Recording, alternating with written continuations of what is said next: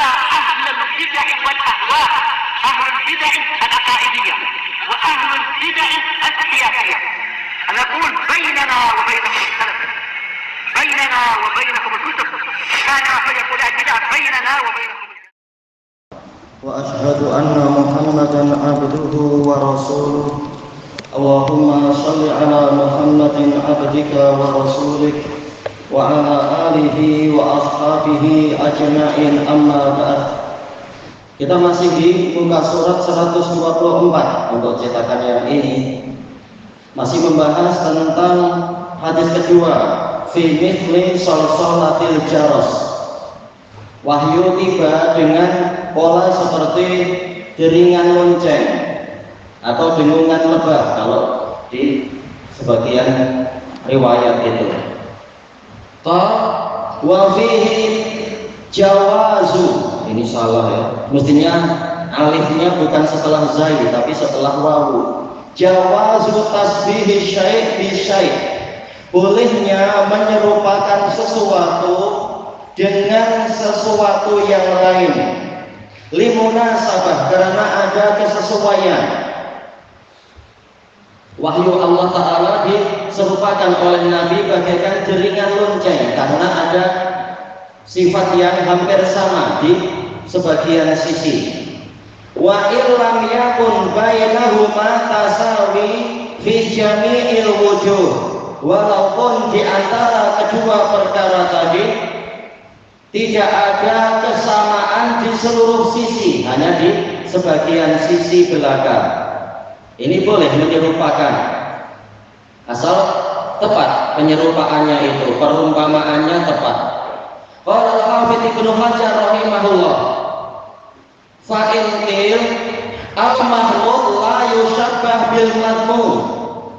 Apabila ada pertanyaan, sesuatu yang terpuji tidak boleh diserupakan dengan sesuatu yang tercela. Jelas wahyu terpuji 100%. Sedangkan lonceng ini telah datang dalil yang melarang, dan telah datang dalil sahih pula. Selain larangan juga apa? Malaikat tidak menyertai rombongan yang di situ ada jaros, ada lonceng. Sekarang bagaimana wahyu diserupakan dengan suara lonceng? Ada pertanyaan seperti itu. Ilhaqul tasbih ilhaquna qisim bi kamil. Ilhaq ini mestinya ada hamzah kotak ya, ada huruf hamzah kecil di bawah alif mestinya. Ilhaq. Tapi dari sananya memang begitu, tak masalah. Karena hakikat penyerupaan adalah menggabungkan sesuatu yang kurang kepada sesuatu yang sempurna. Seperti apa? Engkau cantik bagaikan bunga mawar. Hebat lah. Maksudnya ada durinya misalkan ya.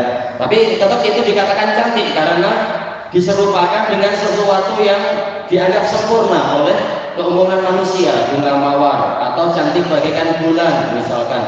Walaupun bulan sih banyak itunya juga ya, jeragat atau apalah. Ini hukum asalnya yang namanya penyerupaan untuk pujian tapi bukan celaan, adalah menggabungkan sesuatu yang kurang kepada sesuatu yang sempurna. Wal musyabbah al wahyi, sementara yang diserupakan sekarang adalah wahyu. Wa huwa mahmud, dan dia itu terpuji. Wal musyabbah bihi sautul jaros, sedangkan yang menjadi tolak ukur penyerupaan adalah suara lonceng. Wa huwa mahmud, sementara suara lonceng itu tercela. Lisihatin nahyi an, karena telah sahih larangan dari lonceng, larangan untuk kita memelihara lonceng. Wa tanfiru min muwafaqati ma huwa mu'allaqun fi, dan telah lisihatin tanfiri berarti ya. Wa tanfiri min murafaqati ma huwa mu'allaqun fi, dan telah sahih dalil yang mewajibkan kita lari dari beriringan atau yaitu berjalan bersama dengan sesuatu yang digantungi oleh lonceng, kendaraan yang ada loncengnya.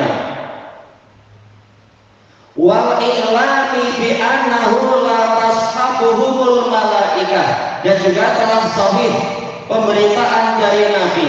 Iklam, maksudnya juga hamzah qat'ah ya, ada alif, huruf alif kecil di bawah itu, huruf hamzah kecil di bawah alif. Bahwasanya para malaikat tidak mau menyertai mereka. Kama akhrajahu Muslimun wa Abu Dawud, sebagaimana itu diriwayatkan oleh Muslim dan Abu Dawud. Wa ghairuhuma, dan yang selain mereka berdua.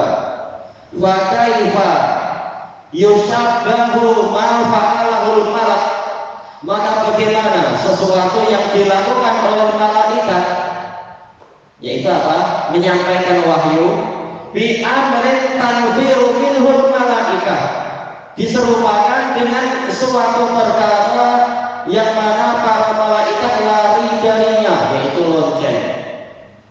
Wal jawab, kata Ibnu Hajar, jawabannya adalah annahu la yalzamu bin tasbih tasawil musyabbah bil musyabbah bihi fi sifati kulliha. Tidak wajib di dalam penyerupaan itu adanya kesetaraan antara objek yang diserupakan dengan tolak ukur penyerupaan di dalam semua sifat. Ya, tidak wajib demikian. Seperti dikatakan apa ya istilah di dalam hadis, yaitu di dalam asal para di dalam, kalau hadisnya makruf, apa itu al-ras dulu demikian nada, tapi dalam pepatah Arab apa itu at-tuyur ala askalil hataqo, burung itu akan hinggap kepada burung yang sejenis dengan dia. Lalu maksudnya apa? Orang akan bersalaman dengan orang yang memang sehati dengan dia, sejenis dengan dia. Lalu apakah perlu kita mengatakan tapi saya bukan burung? Tak perlu, karena ini penyerupaan atau pepatah, dan dia tidak mewajibkan untuk kita serupa 100% dengan burung, punya paruh, punya sayap, punya apa itu namanya itu bulu, tidak wajib demikian. Tapi ada sisi kesamaan. Bal wala fi akhasi wasfin lah, bahkan juga tidak mewajibkan adanya keserupaan di dalam sifat yang paling khusus yang dia miliki. Sifat khusus manusia apa? Akal. Tapi tidak diwajibkan kemudian penyerupaan itu berarti misalkan Allah Ta'ala menyerupakan kaum Rasulullah menyerupakan kaum mukminin dengan apa? Lebah. Tidak diwajibkan berarti sama-sama punya akal, tidak diwajibkan demikian. Tapi dari sisi apa itu? Ainama waqa'u wa ainama waqa'a nafa, dimanapun dia hinggap, dia akan memberikan manfaat. Itu sudah cukup untuk menjadi penyerupaan. Bal yakfi istiraquhuma fi sifatin ma, bahkan cukup mereka berdua itu berserikat di dalam suatu sifat tertentu. Was di sifatin ma ini ibhamiyah, yaitu terserah sifat yang mana, yang penting ada kesesuaian. Fal maqsuduhuna, maka maksud dari hadis Aisyah di sini bayanul jenis, yaitu menerangkan jenisnya, jenis suara yang datang yang terasa berat bagi Nabi, suara wahyu itu bagaikan deringan lonceng. Fadzakara ma alifas sami'una sama'ah, maka Rasulullah Shallallahu Alaihi Wasallam menyebutkan perkara yang telah biasa didengar oleh para pendengar. Kalau Nabi mengatakan malaikat datang dengan suara bagaikan suara Jibril, malah masyarakat tak paham suara Jibril sendiri seperti apa.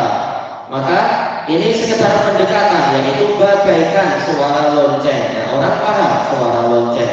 Taqriban li afhamihim, untuk mendekatkan kepada pemahaman mereka. Walhasil, dan kesimpulannya, anna saut lahu jihatan, bahwasanya suara itu memiliki dua arah, memiliki dua arah. Sehingga dari situlah wahyu diserupakan dengan suara lonceng. Jihatu quwwah wa jihatu tani. Sisi pertama adalah kekuatan, yaitu memang suaranya sangat kuat. Itulah wahyu yang terkadang saya dapatkan, kata Nabi. Sisi yang kedua adalah tani, ada dengungan, bukan suara sekali langsung hilang, tapi berdengung, berulang-ulang. Ternyata wahyu yang tadi juga seperti itu sifatnya. Famin haitsul quwwah, maka dari sisi kekuatan, waqa'at tasbihu bih, terjadilah penyerupaan dengan suara lonceng. Wa min haitsul tarab, dan dari sisi tarab itu membuat jiwa melayang, itu tarab, seakan-akan akal hampir hilang, itu tarab. Seringkali tarab ini disertai dengan kelezatan. Seperti apa? Tarabnya orang yang mabuk karena khamr, atau tarabnya orang yang mabuk tatkala mendengar suara nyanyian yang indah. Ini dikatakan tarab. Tapi untuk wahyu jelas bukan dari sisi itu, tapi yaitu saking beratnya sampai Nabi merasa jiwanya atau akalnya itu seperti melayang. Waqa'at tanwiru anhu, atau boleh jadi ini pembahasannya lain. Baik. Yaitu apa? Sekarang Al-Hafidz dohirnya betul-betul membahas masalah lonceng. Yaitu kalau dari sisi kekuatan, maka memang wahyu diserupakan dengan suara lonceng. Adapun dari sisi tor, yaitu kenikmatan yang membuat jiwa terasa melayang, waqa'at tanwiru'an, maka kita dilarikan dari itu, kita disuruh untuk menjauh. Ini baru terjemahan yang betul bagi anak kurang tepat. Wa 'allama bi kaunihi mizmarus syaitan, dan Nabi memberikan alasan bahwasanya lonceng itu termasuk dari serulingnya setan, sehingga kita disuruh menjauh. Demikian pula nyanyian itu dinamakan dengan mizmarus syaitan, sebagaimana dijelaskan, disebutkan oleh Abu Bakar As-Siddiq dan disetujui oleh Rasulullah Shallallahu Alaihi Wasallam. Wa yantamilu an yakuna nahyu an, dan ada kemungkinan larangan dari memelihara lonceng tadi waqa'a ba'da su'alil mazkur, mungkin terjadinya setelah datangnya pertanyaan tersebut, pertanyaan dari Al-Harits bin Hisham. Mungkin pada waktu itu belum ada pelarangan, makanya Nabi menyerupakan wahyu seperti suara lonceng. Nah, setelah itu baru ada pelarangan. Wa fihi nazar, namun kemungkinan terakhir ini perlu diperiksa lagi, perlu dalil tentunya untuk mengetahui waktunya. Selesai dari Fathul Bari. Kita lanjutkan, wa fihi dalilun ala anna min syuruti sihhati tasbih syai' wujudan tanasubi bainahuma. Dan di dalam hadis ini pula ada dalil yang menunjukkan bahwasanya termasuk dari syarat-syarat sahnya penyerupaan sesuatu dengan sesuatu yang lain adalah adanya kesesuaian di antara kedua benda tadi atau kedua objek tadi. Fi dzalikal wajh, di dalam sisi yang sedang dibicarakan itu. Baik. Maka kalau semata-mata orang ini bajunya merah, oh pasti dia pencuri. Kenapa? Kemarin pencuri yang tertangkap pakai baju merah, ya tentunya ini tidak sesuai. Baik. Sekedar baju sama di kedai baju berlabak baju warna merah, berarti syarat belum terpenuhi. Karena sisi kesesuaiannya tidak cukup, semata-mata warna pakaian itu tidak menunjukkan jiwanya pasti sama.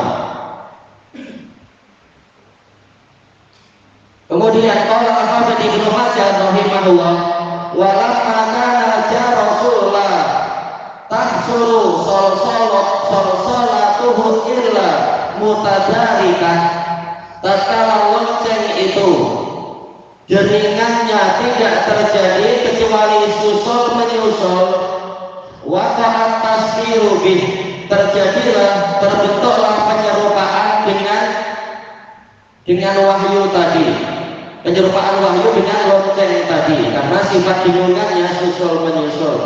Duna ghairihi minal alat, tanpa menyerupakan wahyu tadi dengan alat-alat yang lain. Iya, pasti ada hikmahnya. Kenapa Nabi memilih deringan lonceng, bukan suara apa, seruling apa, misalkan, tidak. Tapi pasti ada sisi kesesuaian di situ, yaitu dengungan yang susul menyusul. Selesai dari Fathul Bari.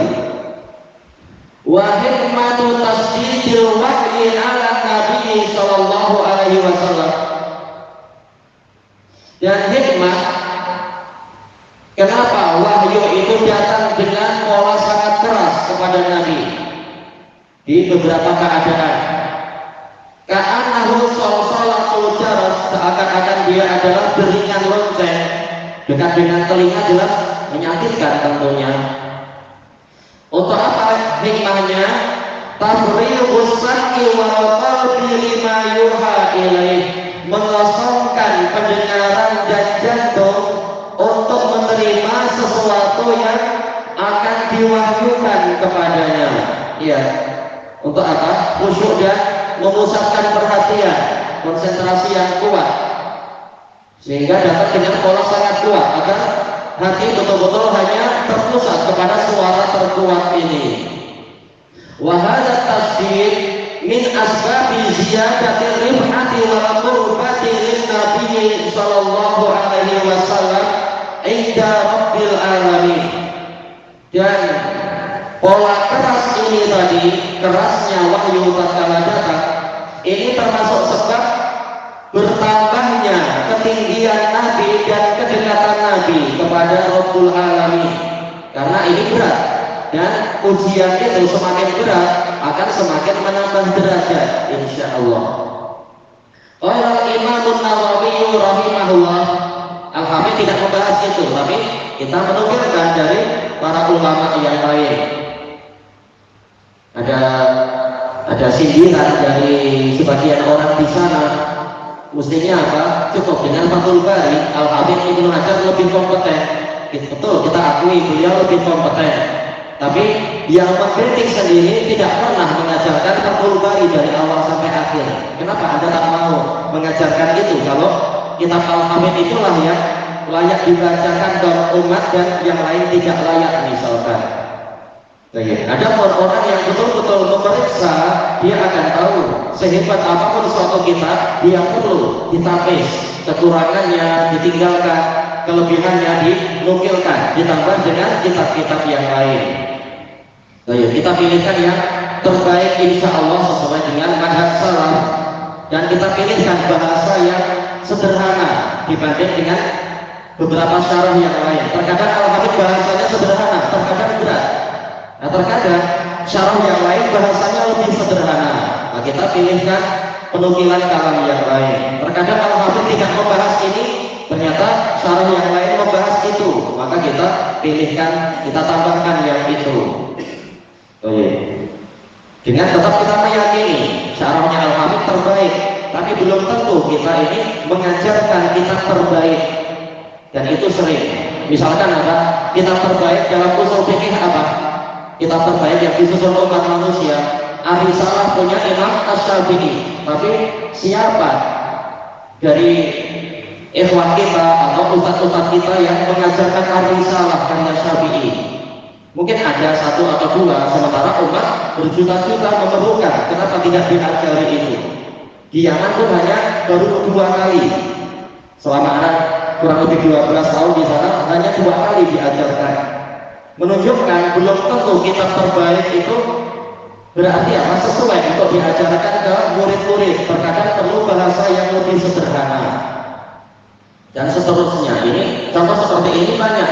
Misalkan kitab Mustalah boleh jadi adalah taqiyatul idhah, tapi belum tentu dalam 10 tahun di pondok pesantren taqiyatul idhah al-iraqi itu diajarkan. Seperti juga misalkan alfiyah dalam mustalah, mana yang lebih baik, punya iraqi atau punya suyuti terbaik, tetapi belum tentu orang mengajarkan itu, lebih memilih yang lain-lain misalkan, dan seterusnya. Tapi kita sesuaikan dengan apa? Ikhwan kita carikan bahasa yang sederhana dan kita pilihkan yang tidak menyelisihi pendapat, yang tidak menyelisihi dalil, tidak menyelisihi akidah. Kita tapis, kita saring pendapat-pendapat itu. Dengan apa? Kita periksakan ke ulama, syarah ini layak dikeluarkan dan diajarkan tidak. Ternyata para ulama malah mendukung. Nah, alhamdulillah. Baik. Kemudian disebutkan di sini qala Imam Nawawi rahimahullah, qala ulama wal hikmatu fi dzalik ay yatafarraga sam'uhu sallallahu alaihi wasallam. Hikmah ketimbaan wahyu dengan pola yang keras terhadap Nabi adalah agar pendengaran Nabi sallallahu alaihi wasallam itu kosong dari yang lain.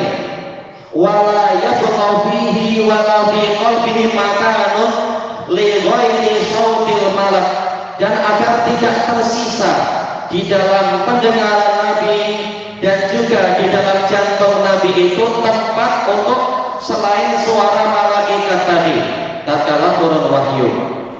Selesai dari syarah Nawawi terhadap Sahih Muslim.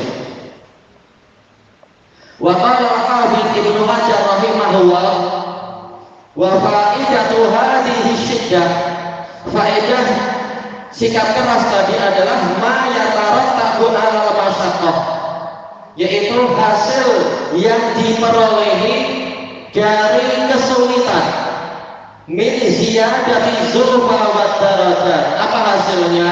Yaitu pertambahan kedekatan dan derajat. Semakin susah, semakin berat ujian, semakin berat ujian dan cobaan, semakin banyak pahala dan semakin tinggi derajat. Semakin tinggi derajat berarti semakin dekat dengan Allah Ta'ala. Selesai dari Fathul Bari. Al-Hafidz membahas dari sisi pahala, sementara Imam Nawawi membahas dari sisi hikmah tarbiyah, yaitu apa? Memusatkan perhatian. Wa fihi dalilun ala anna wahya kulluhu syadid. Dan di dalam hadis ini ada dalil bahwasanya wahyu itu semuanya keras atau berat. Hanya saja yang paling berat ya pola suara lonceng. Yang lain pun berat juga, walaupun tidak seberat yang tadi. Dalilnya apa? Dalil dari Quran. Qala Allah Ta'ala, inna sanulqi 'alaika qawlan tsaqila. Sesungguhnya kami akan memberikan kepadamu, asal dari al-qayyulqi sih melemparkan ya, perkataan yang berat. Wa qala subhanahu lau anzalna hadzal qur'ana 'ala jabal, seandainya kami menurunkan Quran ini kepada gunung, kepada suatu gunung, la ra'aitahu khashi'an mutasaddian min khasyatillah, pastilah engkau wahai Rasulullah melihat dia itu khasyi', yaitu tertunduk, mutasaddi' yaitu terbelah, pecah, min khasyatillah disebabkan karena takut kepada Allah. Wa tilkal amsalu nadribuha lin-nasi la'allahum yatafakkarun. Dan perumpamaan-perumpamaan itu kami buat dia untuk umat manusia agar mereka memikirkan keagungan wahyu sehingga tidak diremehkan dan seterusnya. Ini menunjukkan wahyu itu berat. Gunung saja kalau diturunkan kepadanya wahyu, maka dia akan terpecah belah saking beratnya. Malaikat saja mendengar kalamullah mereka pingsan. Tapi bagaimana memahaminya? Ini hakiki atau sekedar perumpamaan yang tidak ada hakikatnya? Ini hakiki. Tidak seperti pemahaman sebagian Hizbiyun. Seperti siapa? Tokoh Ikhwanul Muslimin Abdul A'la Al-Maududi. Tapi sudah mati. Nah, dia di bukunya anak pernah membaca waktu itu, yaitu dia menyatakan ini sekedar perumpamaan, bukan hakiki. Buktinya apa? Kalau kita letakkan Quran di atas gunung tidak pecah, kata dia. Ini jahilnya mereka di dalam memahami turunnya wahyu.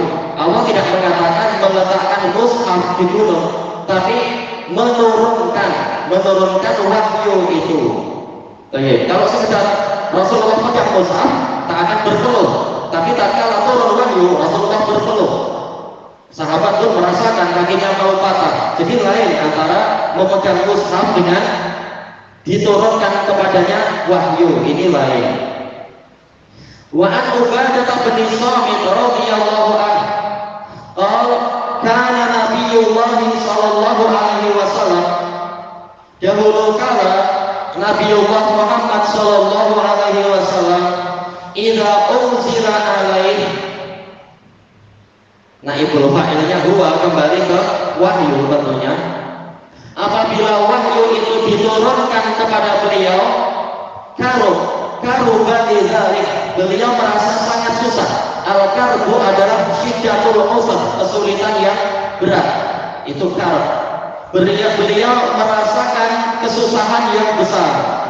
Wa tarabbada lahu wajhuh, dan wajah beliau itu berubah. Tarabbada lawan, warna kulit beliau berubah, sebagaimana dijelaskan di dalam syarahnya. Terkadang menguning, memutih, memerah, menunjukkan beratnya wahyu yang turun itu. Ini diriwayatkan oleh Imam Muslim. Wa an Zaid bin Sabit radhiyallahu anhu anna Rasulullah sallallahu alaihi wasallam amla alaihi, bahwasanya Rasulullah sallallahu alaihi wasallam memberikan imla. Kalau Indonesia bilang apa? Mendiktikan, yaitu Nabi membacakan, sahabat ini menulisnya karena memang beliau menulis wahyu. La yastawil qa'iduna minal mu'minin wal mujahiduna fi sabilillah. Demikian polanya ini, ada tanda kurung yang terpisah-pisah macam ini. Tidak sama antara orang-orang yang duduk dari kalangan kaum mukminin dengan orang-orang yang berjihad di jalan Allah. Faja'ahu min Ummi Maktum, kemudian datanglah kepada beliau Abdullah bin Ummi Maktum. Wa huwa yumilluha alayya, dalam keadaan Nabi tengah mengimlakkan. Ini qiraah lain, yumliha dan yumilluha, mengimlakkan, mendiktekan surah ayat tadi kepada saya. Faqal, maka Ibnu Ummi Maktum berkata, ya Rasulullah, lau astati'ul jihad wajahatu, wahai Rasulullah, seandainya saya mampu berjihad, niscaya saya telah berjihad. Sementara beliau buta, kasihan. Wa kana rajulan a'ma, sementara beliau adalah lelaki yang buta. Fa anzalallahu tabaraka wa ta'ala ala Rasulih sallallahu alaihi wasallam, maka Allah tabaraka wa ta'ala menurunkan wahyu kepada Rasulnya sallallahu alaihi wasallam. Ini menunjukkan besarnya perhatian Allah kepada para sahabat, langsung diberi kabar gembira dan keringanan. Wa faqiduhu ala faqidi, dalam keadaan paha Nabi waktu itu ada di atas paha saya. Mungkin tempatnya sempit dan sebagainya di majelis itu, karena kelengkapan riwayat menunjukkan yang hadir waktu itu bukan hanya sedikit. Fasa kuat alai, maka paha Nabi terasa berat bagi saya. Hatta kuntu antaruddu faqidi, sehingga saya khawatir paha saya itu retak atau pecah. Entah seberat apa berarti wahyu itu yang dialami oleh Nabi.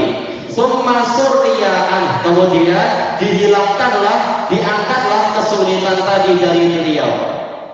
Fa anzalallahu azza wa jalla ghayra ulil darar, Allah azza wa jalla menurunkan tambahan lafaz orang yang tidak mengalami darar. Darar secara darurahnya maksudnya adalah buta, kebutaan. Yang lain mengatakan darur yaitu darurah, tidak mengalami kesulitan-kesulitan, tak masalah. Ini diriwayatkan oleh Bukhari dan Muslim. Kita ambil sedikit lagi. Wa syakka anna, maksudnya yang anak bentuk anak, anna syijatal wahyi mutafawitah, dan tiada keraguan bahwasanya kerasnya wahyu itu bertingkat-tingkat, ya berlainan. Maklum di dalam hadis tadi juga, hadis di bab kita ini. Qala Al-Hafidz Ibnu Hajar rahimahullah, qauluhu wa huwa asadduhu alaih, dan pola deringan lonceng ini yang paling keras terhadap saya. Yufhamu minhu annal wahya kullahu syadid, dipahami darinya bahwasanya wahyu itu semuanya keras, wahyu semuanya berat. Walakin hadhihi sifata asadduha, akan tetapi sifat yang ini deringan lonceng itu, ini yang paling kerasnya. Wa huwa wadih, dan itulah yang jelas. Li'anna fahma min kalami mithli as-salsalah, karena pemahaman dari sabda Nabi bagaikan deringan. Askala minal fahm, ini membuat rumit pemahaman. Min kalami rajuli bitaratu bil ma'hud, daripada ucapan seseorang dengan pola tafawut, yaitu dialog pembicaraan yang ma'hud, yang telah dikenal. Kalau kita bicara dengan teman kita dengan bahasa biasa, ini jelas secara umum saling memahami. Tapi kalau datangnya berupa deringan lonceng, gimana kita akan paham ini bahasa apa, ini isi kalimatnya apa? Ini tentunya askala, yaitu menimbulkan kerumitan, bingung. Makanya terasa berat bagi Nabi untuk memahami itu. Kata Al-Hafidz demikian. Wal hikmatu bi, dan hikmah di dalamnya adalah anal adah jarat bil munasabah, bahwasanya tradisi telah berlangsung dengan apa?